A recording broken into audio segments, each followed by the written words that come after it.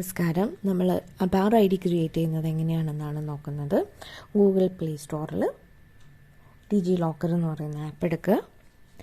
ഡിജി locker app എടുത്തു കഴിഞ്ഞ് അത് സ്കാനിങ്ങും മറ്റും ഗൂഗിൾ പ്ലേ സ്റ്റോറിൻ്റെ തന്നെ ഉണ്ടാവും. അത് കഴിയുമ്പോൾ നമ്മൾ ആസ് യൂഷ്വൽ ഒരു ആപ്പ് ഓപ്പൺ ചെയ്യുന്നത് പോലെ ഓപ്പൺ എന്ന് കൊടുക്കുക.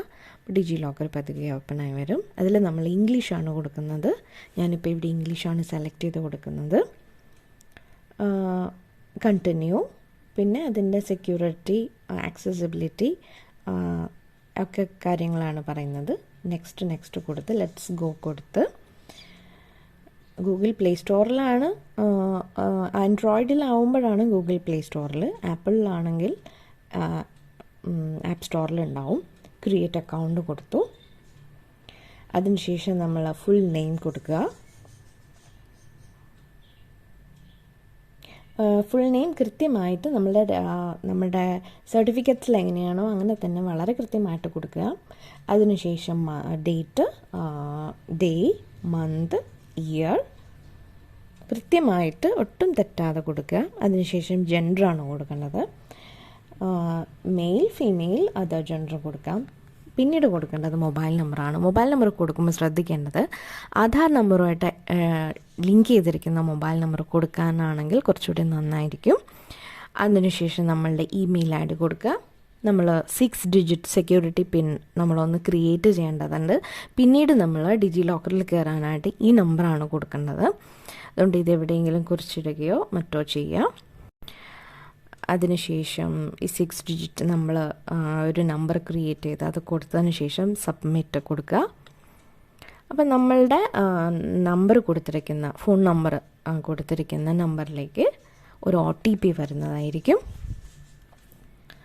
ഈ OTP നമ്മൾ ടൈപ്പ് ചെയ്ത് കൊടുക്കുക. സബ്മിറ്റ് ടാപ്പ് ചെയ്യുക. അതിനുശേഷം നമ്മൾ ആധാർ നമ്പർ കൊടുക്കുക. ആധാർ നമ്പർ വളരെ കൃത്യമായിട്ട് നമ്മൾ കൊടുക്കണം. അതിനുശേഷം നെക്സ്റ്റ് ടാപ്പ് ചെയ്യണം. ദെൻ ആധാർ നമ്പർ ഏത് മൊബൈൽ നമ്പറുമായിട്ടാണോ ലിങ്ക് ചെയ്തിരിക്കുന്നത് ആ മൊബൈലിലേക്ക് ഒരു OTP വരും. ആ OTP കൂടി കൊടുക്കുക. ഇവിടെ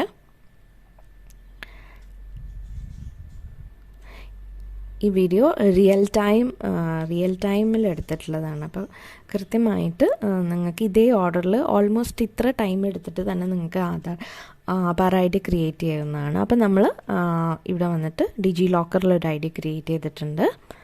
ഇനി നമ്മൾ വളരെ സിമ്പിളായിട്ട് താഴെ സെർച്ച് ബട്ടണിൽ ടാപ്പ് ചെയ്ത് അക്കാദമിക് എന്ന് കൊടുക്കുക. എന്ന് കൊടുക്കുമ്പോൾ തന്നെ നമുക്ക് ABC ID എന്നുള്ളത് വരും.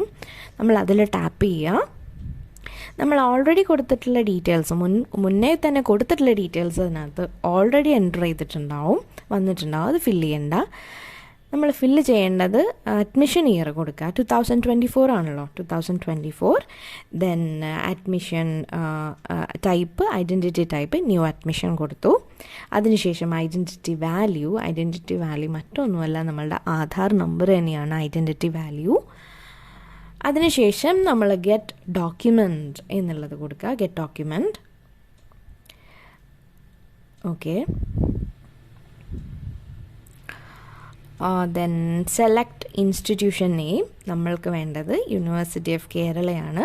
യൂണിവേഴ്സിറ്റി ഓഫ് കേരള തിരുവനന്തപുരമാണ് നമ്മൾക്ക് വേണ്ടത്. കൊടുക്കുക.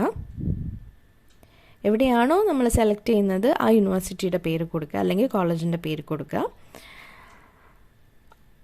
Then get document. നമ്മൾ ABC ID Aadhaar I D create ചെയ്തു. ഇപ്പോൾ അങ്ങനെ നമുക്ക് ഇത് പ്രിൻ്റ് ഔട്ട് എടുത്ത് നമുക്ക് PDF ആയിട്ട് എടുക്കാം. ഇത് നമുക്ക് ഷെയർ ചെയ്തെടുക്കുകയൊക്കെ ചെയ്യാവുന്നതാണ്. Okay, thank you.